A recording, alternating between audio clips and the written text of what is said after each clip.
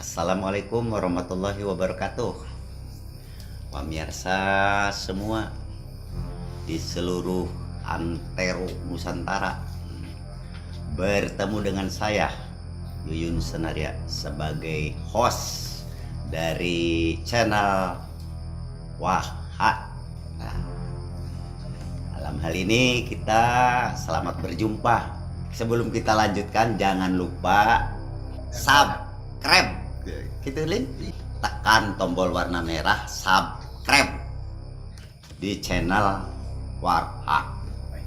Baiklah hadirin semuanya, kita mulai saja dengan obrolan-obrolan yang di luar nalar kita atau kejadian mistis bersama sesepuh kita, yaitu Abah Oman dari Tatar Ujung Kulon.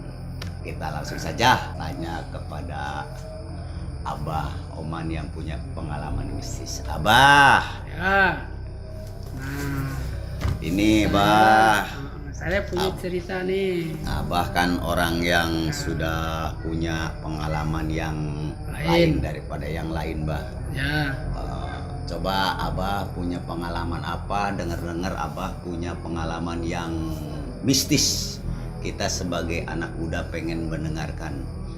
Silahkan Abah bercerita tentang hal-hal yang di luar nalar itu. Ya. Dulu ya. Kita bahasa campur aja ya. Iya. Zaman tahun 80-an. Saya waktu itu masih baru menikah. Pernah ketemu dengan salah satu orang tua dan saya disuruh puasa. Puasa itu 40 hari harusnya. Saya puasa cuman buat seminggu karena siang kerja, malam wirid. Wiridnya itu dari jam 6 sampai jam 6 subuh tuh baru selesai. Nah, karena tenaga diporsir, siang kerja keras, malam kerja wiridan, badan lemas, sampai tidak bisa gawe. Tidak bisa kerja Abah ya. Maksa cerita mau kerja, keluar dari rumah, begitu nginjak tanah kaki saya ngambang 60 cm kurang lebih dari bumi. Saya kaget, loh kunaon ya aing gitu. Kenapa ya? Oh, kaki ente nempel ke bumi. Begitu diinjekin nempel. Angkat yang kiri. Angkat yang kiri nggak nempel lagi ke bumi. Coba ngangkat yang kanan, ngambang semua. Ada angin jatuh. Plak. Nah, akhirnya bingung. Oh, ini aing kunaon ya, Rob? Kenapa ya? Jadi kerja tertulus. Jadi kerjanya. Balik deh masuk ke rumah. Jadi menyimpulkan buka, minum air bening, terus sama istri nyuruh bikin bubur. Habis makan bubur, habis minum buka puasa aja, tertidur seperti pulas banget. Nah, di dalam tidur ini mimpi kedatangan dua pemuda bawa sedan putih ke rumah ngejemput. Assalamualaikum. Waalaikumsalam. Waktu itu manggilnya AA. Kata si dua anak nih, dua pemuda. Punten, ngomong bahasa Sunda. Di haturanan linggih ka dasar laut. Ku Nabiullah Hidir. Saya kaget. Saya bilang, oh nggak bisa. Saya nggak pernah bisa masuk ke laut. Itu urusan abdi di Pewarang. Nah, tangan saya dipegang keduanya, ya dipegang kayak terhormat begitu, disambut. Akhirnya saya naik, masuk ke mobil, berangkat dari arah Sobang ke Cisuket lurus kan. Begitu mau masuk laut kaget.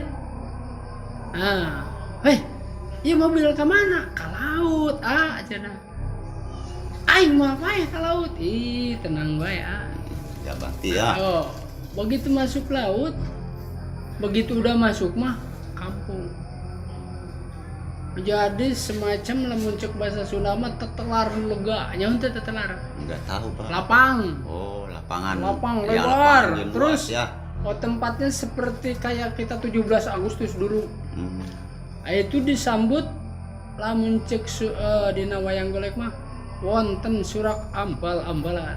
Jadi mereka itu Disambut dengan gembira ya, Bah ya. disebut gembira. Bahkan di situ aneh disebutnya manusia terhormat. Saya bingung. Keluar dari mobil dikalungin bunga kehormatan.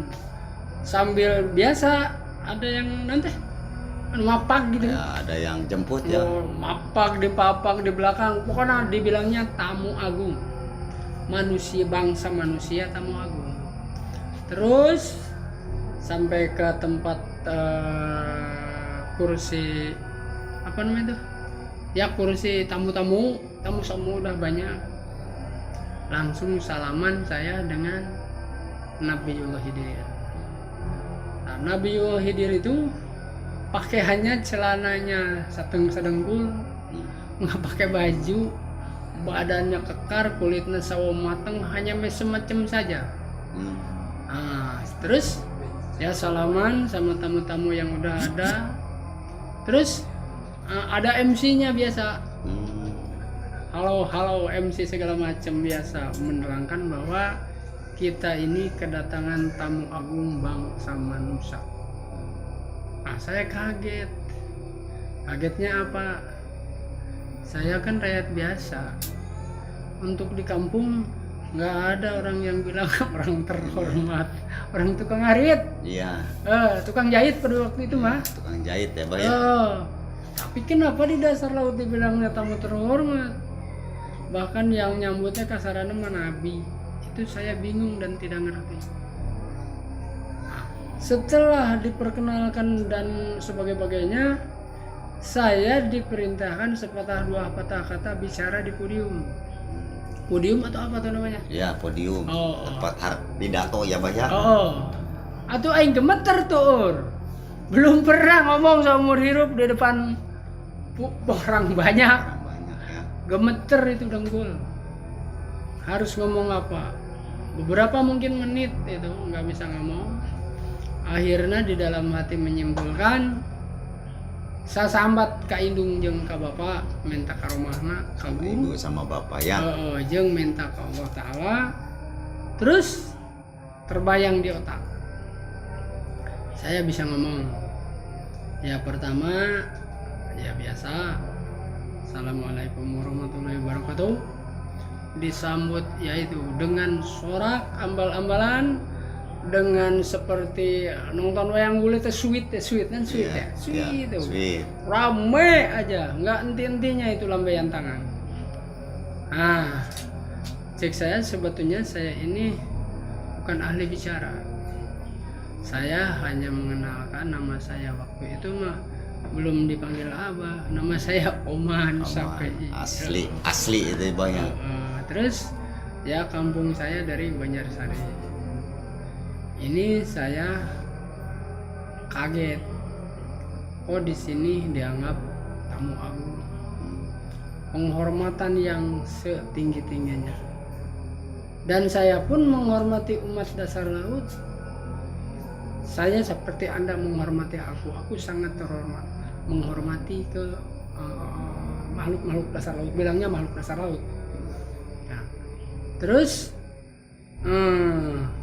saya hanya bisa amanat sepatah dua patah kata.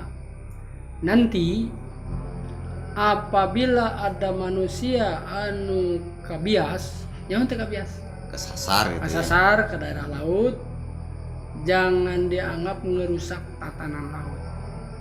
Kalaupun ngerusak, tolong jangan diambil tindakan hukum dasar laut. Tolong kembalikan ke darat, kalau bisa dengan keadaan selamat. Karena orang itu biasa aja kan nggak tahu. Iya. Asup ke laut nah palid dah, kerem lah dan sebagainya. Saya minta tolong tolong antarkan ke darat dengan keadaan selamat kalau bisa.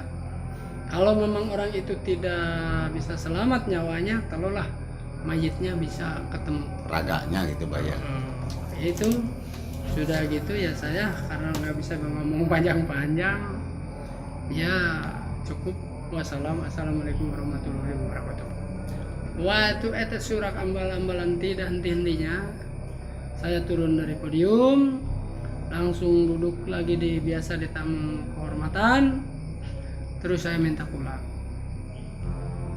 Ya udah minta pulang, jadi bicarakan dulu di podium gitu bahwa tamu kita akan Pulang. Terus saya turun, biasa dikawal lagi, masuk mobil, ya bunga yang tadi ditaruh. Pas begitu ngalilir, kurang lebihnya itu jamnya tuh Bangun tidur. bangun Terbangun tidur, ya, Pak ya. terbangun tidur, masih tetap masih pagi, cuman beda hari. Jadi saya itu mungkin tidurnya itu 24 jam. Tidak bangun-bangun ya Pak ya.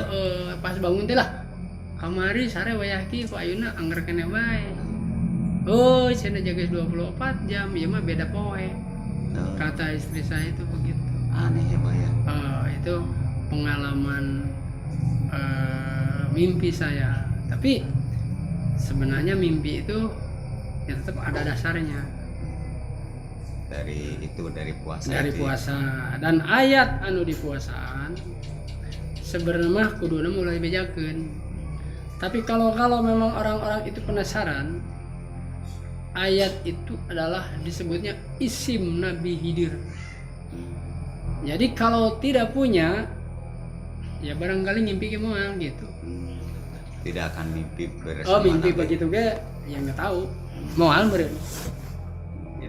Itu pengalaman saya waktu itu yang ketemu dengan Nabi Khidir. Tidak dikasih oleh-oleh bah dari sana gitu. Enggak ngomong oleh-oleh. Kirain dikasih apa gitu. Enggak ngomong oleh-oleh. Buat apa gitu dikasih.